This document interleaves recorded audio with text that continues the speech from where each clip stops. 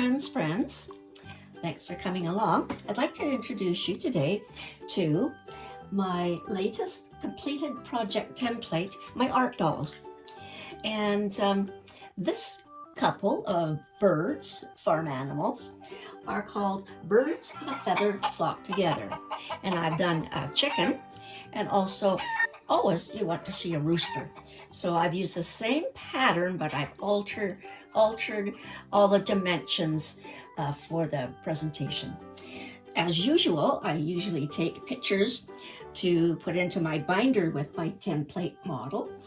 And this is the picture that I've taken of the chicken. And this one here is another of the back end of the chicken. So these were really extremely difficult to do because they were awfully time consuming. Now, that was the chicken, and here is the rooster. So here's my pictures of the rooster, and I'll go over all the details of how they were actually made in just a moment. So there's the rooster. Here he is again with the feathers, and this is the back end of the rooster. This is a close-up look of the head, and here's another closer look of the entire finished project. So let's talk about this pair of my Birds of a Feather Flock Together. And I always go over the materials I've used, the techniques, the alterations, my signature application, the symbolism, cost analysis, mistakes, regrets, and a couple of pictures of a quote of some kind. And in this particular case, what really got me to think about doing this pair? And I was looking online on Facebook, and I came across 3 things that inspired me to go ahead with this one. And the top one there is used with old plates. So it's more of a ceramic rooster. The one down on the corner here is made with buttons. So you can see that one there. And then the one on the other side is all crocheted. So I thought, well, number one, I don't crochet and I don't do ceramics. I do use buttons. But I thought, okay, I'm going to do them as an art doll project. So materials, what did I use? Cotton, quilting fabric, felt fabrics, reused t-shirt fabric, upholstery fabric. As you can see, the upholstery fabric is used on actually both of them as the main base. Also canvas fabric as well, which I've used for the beak on this one. So piping, rope, twine, and as I say, the t-shirt fabric, heavy duty wire for the legs, and in this particular one, I used a coat hanger. And they are to give the 2 birds the support that they need to stand. I used acrylic paints, epoxy sculpt. The joints, I used jointing for the wings and the head, and also the wooden stand for them to stand on, and the ribbons, buttons, doll eyes, and embellishments. So that was the materials. Now for the techniques, always I stabilize my fabric. Stabilization fabric preparation is really important. And I used, heat and bond, fusible interfacing, and the quilting applied to the fabrics for decoration. Also, what I did was I did a lot of the machine quilting on that one.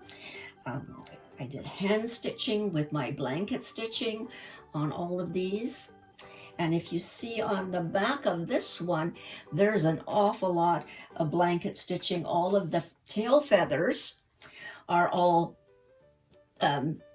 blanket stitched, all in different colors and variations to give it texture and some body to the tail.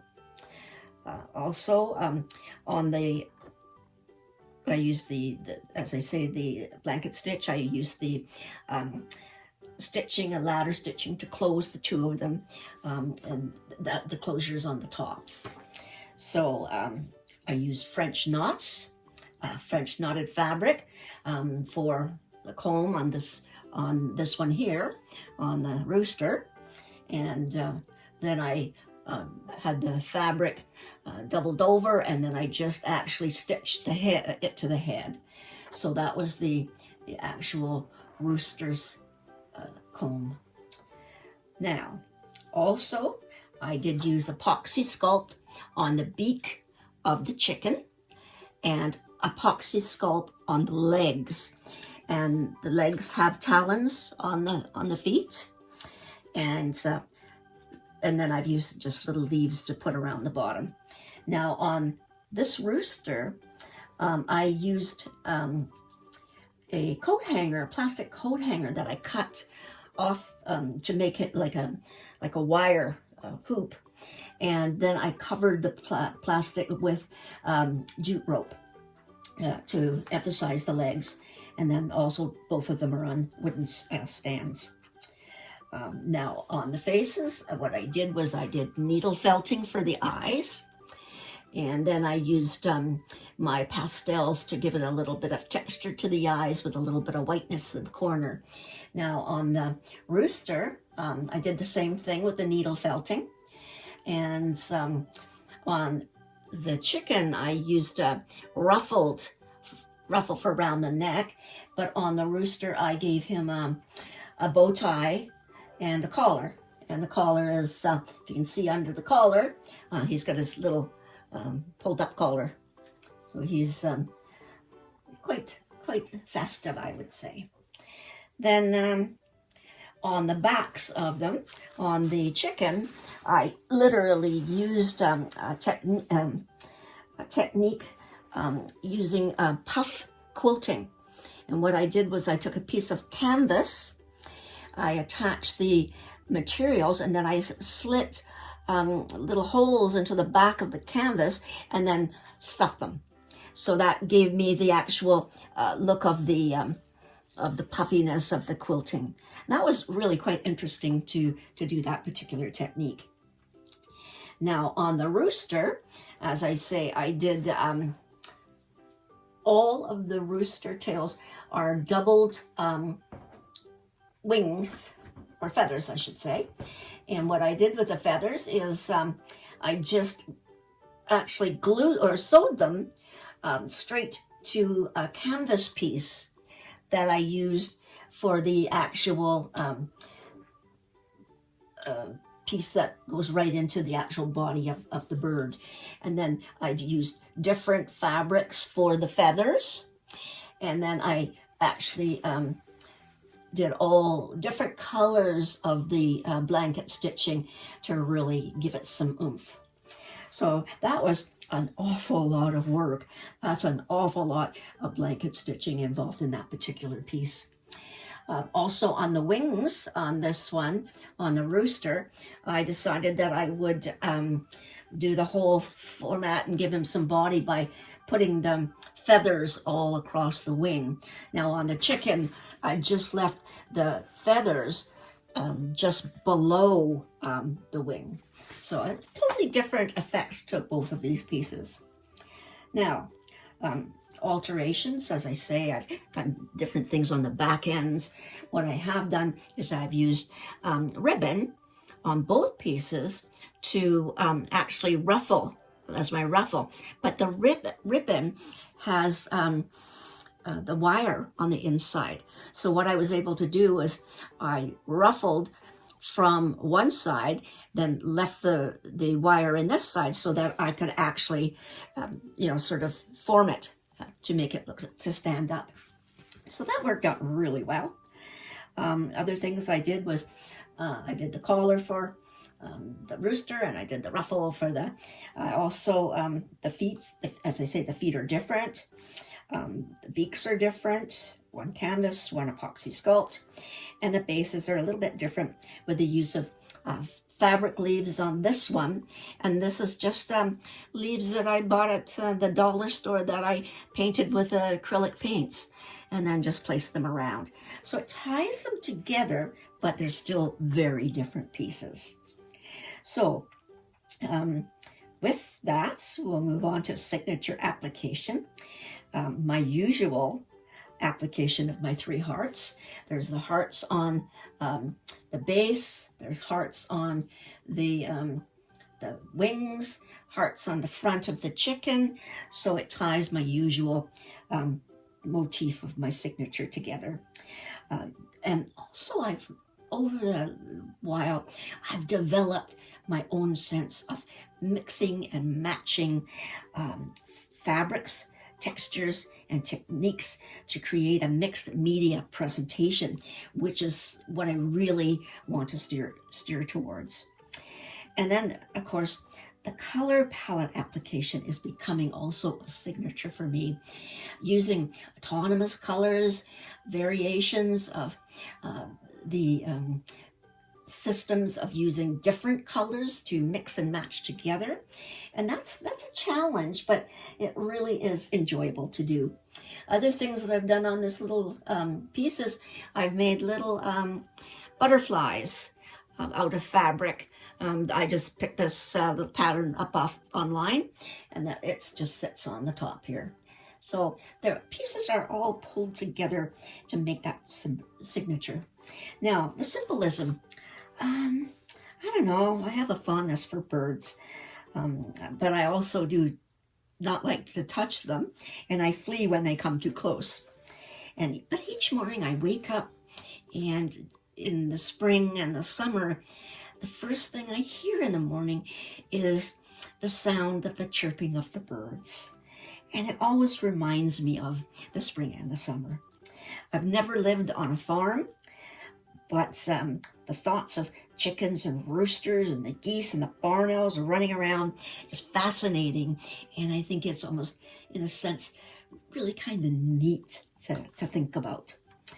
Now, living on the coast, I don't have access to farm life, but it gives me appreciation of other birds, like the seagulls. I did my last art doll was the Isn't She Lovely seagull, the herons, the ravens, and the eagles. We have a lot of eagles around here. And just the way they soar through the air gives you such a sense of peace and tranquility. So there you are, birds of a feather flock together. So now, cost analysis. The largest output for these 2 particular pieces is mostly the pillowcases that I buy that are full of polyester fiber. So each one of these birds is a full bag of fiber. So, and that took forever to fill because you wanted them good and stern so that they can stand nicely. Other than that, all the supplies came from my totes of leftover fabrics and, heat and bond pieces and that type of thing. And so that's what's pulled it together. So basically, they're still very inexpensive to do, but I think the outcome was quite interesting. Other than that, it's all recycled stuff. And again, the ribbon. So what I tried to do is make them very different, but also pull them together in different ways. And I think I have accomplished that. Now, mistakes that I made. If you look at when I cut out the feathers, you have to have the feathers reversed. But what I did was I cut out a bunch, and then I ran out of material, and then cut out a whole bunch. So some of them are not reversed pieces so that you could use 2 pieces to make up 1 feather. But it still works because, nothing is perfect. So that's one. The other mistake I made was when I put the ruffle on, I put the seam on the top, but the seam should be actually on the bottom. But that's no big deal. And my regrets, and I'm still not quite sure. There's a couple of things that need to be done still. I'm not happy with the little bit of puckering around the top of his leg, so I might find a way to deal with that. And I'm not sure whether I'm going to go ahead and do epoxy sculpt talons for the bottom of his feet. I'm still having such a lot of difficulty mixing the epoxy sculpt, so I'm going to have to think on that one, kind of come up with some kind of conclusion. But all in all, my quote is, the chirping of the birds makes me smile. So I do hope you enjoy my two. That is one awful lot of work, but very enjoyable. And as I say, I'm very pleased with the outcome. A few little things I'll maybe carry on to finish off. Even using a Christmas ornament or a Thanksgiving ornament for the maple leaf that sits on his base down here, which gives it a little bit more texture. So again, this is my finished template art doll collection, and I hope you have enjoyed, and thanks for watching.